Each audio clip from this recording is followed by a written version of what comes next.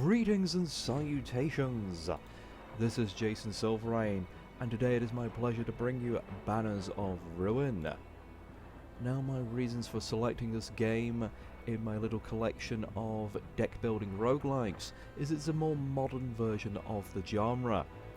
And I think it's a perfect example of being an improvement in so many ways, but not quite catching the spark of its predecessors. Developed by MonteBearo, a small independent English company, I am absolutely pleased to see this because we do not have enough English games developers. It's actually published by Goblin Publishing in France, so thank you chaps. This was initially in early access in 2020 and has a full release as of July 2021, and the game has certainly transformed from its early access days. Seriously, you would not really recognise the game from its early access. They've completely changed the unlock system, they've changed most of the cards, they've changed several core bits of gameplay. And it has a very Redwall feel about it. It has a brilliant setting, brilliant artwork. However, if I have one gripe, is they don't really have good storytelling. In Slay the Spire, you sort of get nothing and you have to build it up and find little bits here and there, and it's a fun discovery. In this one, you are of Clan Blackfoot. One of your places, I think it's the Black Church, burned for 6 days due to House Ender. And it seems that the Prince of House Ender wasn't happy with the peace agreement you'd made with his clan, went off, attacked you without warning and without the permission of his father the king, and then came back and slew the king. So the whole point is you are a small force looking for revenge, sneaking in to slay the prince. Unlike Slay the Spire, there are various little elements to this game that build upon the basic genre, so there is like a leveling system, and there's quite a bit of interesting builds in this game. However, I'll get into details of what goes on here. There's quite a large number of cards, 318. Now, not all of these are cards, I'll actually clarify that. You have your skills, which are basically how you build your deck. So they all have various abilities and different costs. So you have your stamina and your will. Stamina is very similar to Slay the Spire, it's just the basic stamina. Will is regained at the start of every battle, but you don't get it refreshed at the start of a round, and it lets you use certain characters' special abilities. I do like how the game has these very handy help tips. You can turn those off, but as a quick refresher, it's very handy, and the game's quite basic in some regards. It's got loads of different stat builds and things like that, and there's different layers, but overall it's all about dealing that damage. Now, you don't just have your cards. As you can see, there's a lot saying weapon damage here. How you sort of develop your character is we don't have relics and the like of that. You can equip weapons and armor, which all have their unique abilities, so you always start with a hatchet, a round shield, and also the great sword, which I think I've already gone past. Or is it long sword? It's great sword or long sword, one of the two. I think it's long sword actually. And there's also a other feature of this game, which is ruining cards. Now, if you ruin it during a combat via a card, it only affects for that combat. However, if you ruin your cards during an event, that card was permanently transformed into one of these ruined cards. There's not many of them. I think it's a really underused feature, even though it was initially something that they really sold the game on. And ruined cards are pretty bad.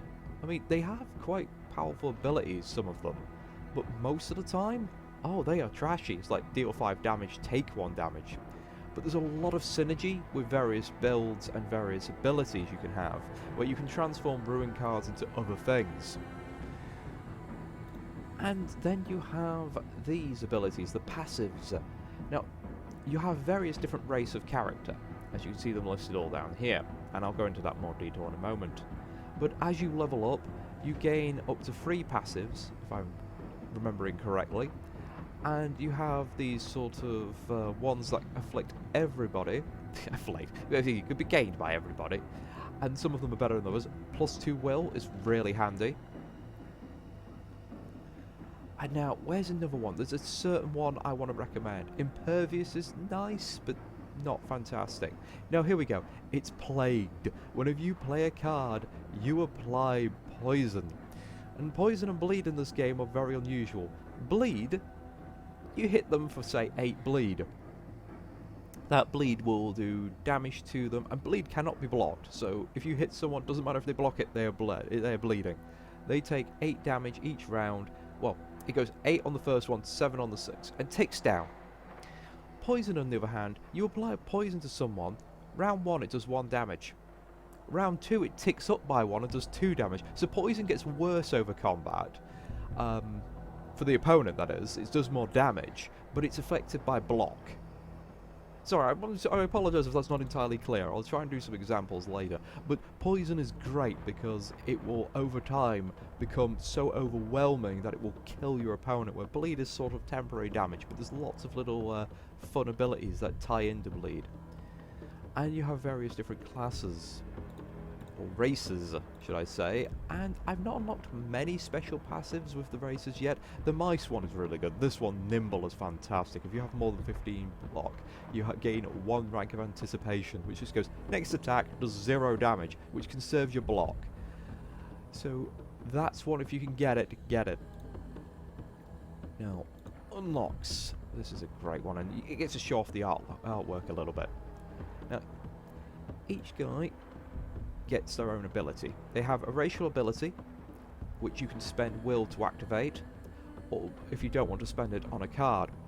Mice are your small comboers, and what you end up doing is having a card that does a number of attacks. You activate their racial ability, and as you can see, for each hit in your next attack, you gain charge, and you also remove I think it's Frenzy or Enraged from your opponent. So if your opponent's building up charge, you remove it from them, and you build your own. Charge essentially goes, your next hit, you do that much in extra damage. So yeah, mice, you do lots of combos, you build up your charge, you stab them, and then your normally small weak attacks become increasingly deadly.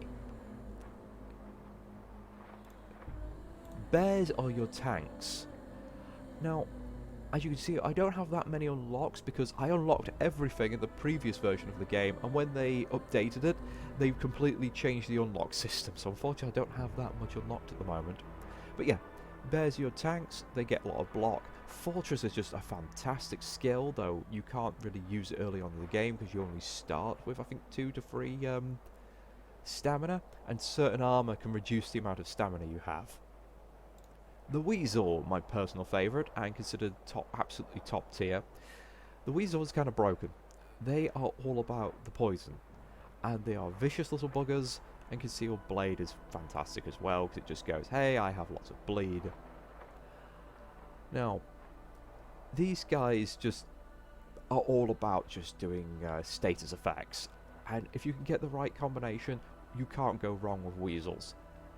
Wolves, on the other hand, are all about playing weapon cards, and they do have some very good weapon cards. One of their own racial cards is in fact one that goes, hey, this does a small amount of damage, 6 damage, but every time you play it, it does 2 more damage, and that's how I won my last playthrough. In fact, just before I did this video, I had a playthrough. It took about 6 hours, but I completed the game with the secret optional boss for the first time, and it was mostly due to having one wolf with 3 of these cards that had built up over the entire run. So I was doing an absolutely ludicrous amount of damage by the end of the game. So this 6th card had turned into do 50 damage, and I had 3 of them. So that was absolutely brilliant. But yes, wolves are all about using weapon cards, or your friend's talents, so they're really useful to have. Hares, not really used, considered the worst class in the game. They are just pretty rubbish, to be honest. They need to move around a lot for most of their abilities. Their racial ability is just so weak that it becomes absolutely pointless by the third or fourth battle. And beavers, not bad if you've got a small team, just to build a barricade, just for a bit of defense, but mostly not great. Their early abilities don't really stack well in the end game. But I've only just unlocked them, so I'd like to experiment a little bit. Now, if I go into a new game, I am going to pick... Ooh, I will pick mouse... Actually, no, I'm going to go with the beaver. I have really not used the beaver very much, so... I could go double beaver, unlock them twice as fast. But yes, one of the problems with this game, and I'm going to say it out right now, is that how it plays through, which opponents you get are very predictable. And by the end of the game, there are certain weapons your opponents have that punish you for certain builds. I have made a solo movement-based build, because this game has various lanes and a lot of movement tag. But by the end of the game, when you're going against halberdiers who injure you every time you move, it becomes impossible to use that kind of build. And this is what kills this game and stops it from being as good as Slay the Spire. As it is... Oh, how to phrase it? Overworked? Overfocused? When they've designed it, they've expected you to have very particular builds. And let's have a look. These are essentially difficulty modifiers. Most of them, not too keen. Ooh. Yeah. You know what? Swap tiers. I never use ruin cards. So that's a great one.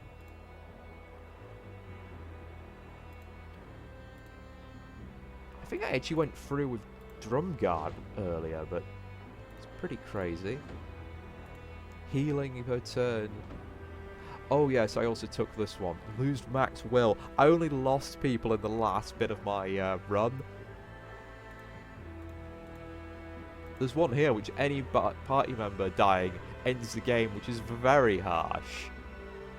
So we're going to go into the tutorial and get a bit of the story, because they've put all the story in the tutorial. Okay. We need to go attack the city of Dawnpoint. Oh, I'm going in with a solo person in the tutorial, fair enough. Now, as you can see, yep, we have a number of cards in our deck, members of our party, and florins in our possession, which is basically just your cash. Your starting deck, not great, in all honesty. And that's another issue with this game, as unlike Slay the Spire, it's very hard to get cards out of your deck. And replacing cards is also an issue. Now, let's go to the party screen. You can see our level ups here. When you gain enough enough experience to level up, you can either pick an extra bit of stamina, an extra point of will, and every so often you'll gain a passive or a talent. So this is not looking good. The tutorial's quite changed actually, because it was completely different. It was almost a basic run through of the game. Okay, yep, I understand all that. And when you're actually playing the game, we have streets. So we have these various lanes, and each of them are different. And you can see how many cards are remaining in the lane.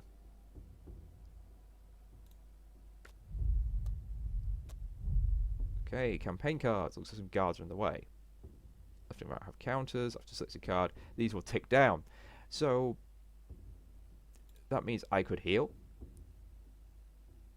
Wait, I start badly hurt? But I would like...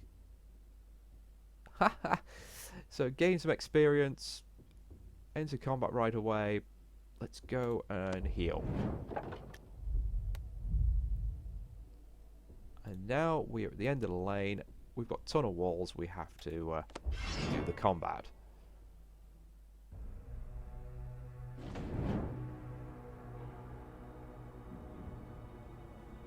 very simple. Vitality is health, defense is...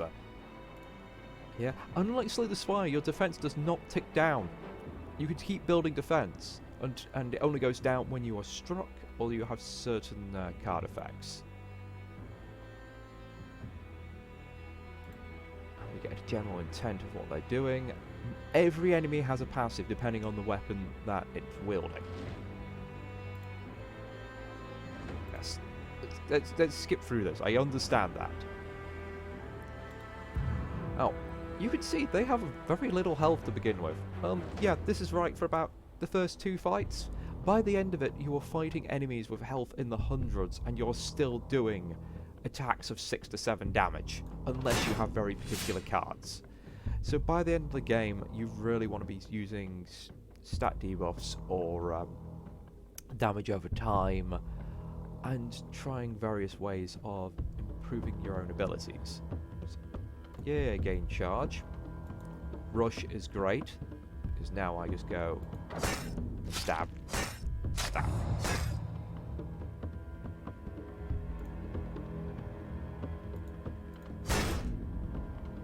Go. We enter. I'm honestly surprised I didn't keep the old tutorial, to be honest. Fair enough, I will follow your exact rules. Now, after each combat, we get money. And we gain a card. You don't have to take that, by the way. Oh, Colossal Smash. That used to be a massive bear build. Because you can get various abilities on the bear that just keep stacking up block. And then you just spend it all in one massive attack on the people on the back row. Ooh. All of these are a bit useless. But Heavy Blow is possibly the one to take there. I mean, you don't have to take it. It's quite passable. Okay. So, we'll go for the will. And what do we get today? Every time you damage defense, gain 2 defense. Shuffles back into your draw pile. None of those are particularly fantastic. I would probably pick Barrage, to be honest.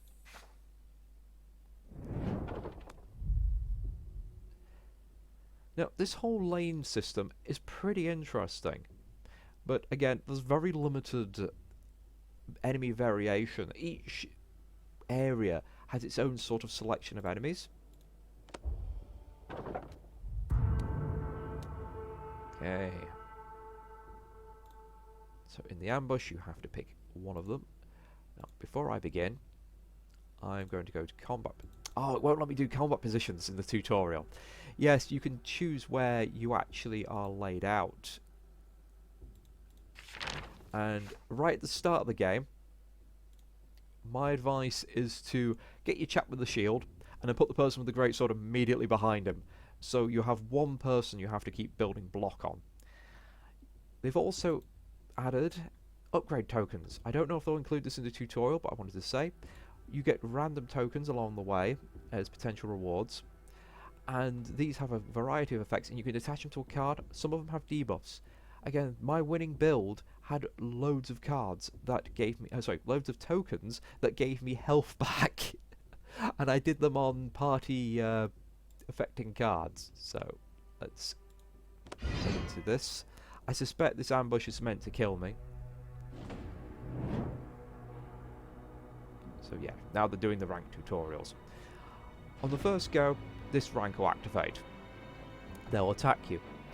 Then, after your go, this rank will activate. They'll attack you, it's then your go again, and back and forth. The last boss, bit of a spoiler, activates both ranks at once. So that was something that caught me off guard. Just something so you know. Yeah, each character has their own stamina as well. And people can only play their own weapon cards unless they are dwarf and want to use their racial ability. Okay, so it wants us to evade the attack.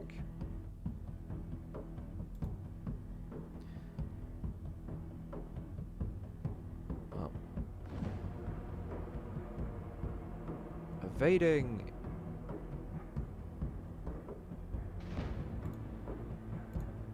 Yes, I want to use withdraw. I understand withdraw. Oh, wow. And then I just move him there. They now miss, because there's no one in that lane. Which is wonderful. And we get a racial ability tutorial. So yeah, this is a good example of what I was planning on doing. So, stab you, gain a bit of charge. We do rush. Fine, I will use it on the rear enemy.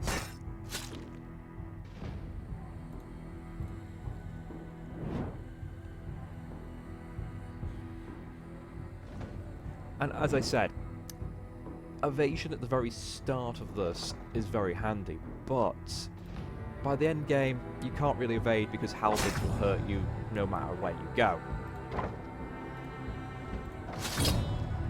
But there's another way of really doing this, and that is pushing people or pulling people between ranks and never allowing them to have a go.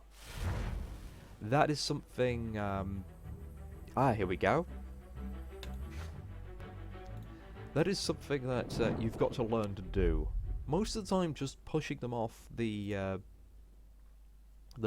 front rank to the rear rank can give you a turn to wipe out an enemy. Now, this is a very much bare bones overview of Banners of Ruin, and I know I've been rambling for a little while, and it wasn't the clearest of explanations because I'm trying to get it all in. You know, I don't have long before I've got to head off to work, so this has been a bit of a quickie for me, and hopefully I'll try a run of this if people are interested. If not, I'll keep going through a few of the other games I just want to highlight of examples of the genre. And I do feel like this could go into a bit more depth of why it doesn't quite match up to something like Slay the Spire. As I've explained, it's sort of overly focused. The developers just expect you to have particular builds or particular armor or combinations of sets to really tackle certain bosses, so there isn't so much freedom as Slay the Spire, which is a real shame because there's loads of different types of builds, but only maybe 2-3 are actually effective. I could still recommend it as a game to pick up. It's a lot of fun. It's not got the lifespan of Slay the Spire because it's much shorter overall, and the lack of variation in certain enemies is a bit of a downside, but it is beautiful. It gives you a lot to think about, and if you like this kind of game, it's certainly one that's worth adding to your collection when on sale. It's currently £15.49. Again, I recommend on sale, so when it's only about £10 or less. But thank you for watching, and I will catch you next time.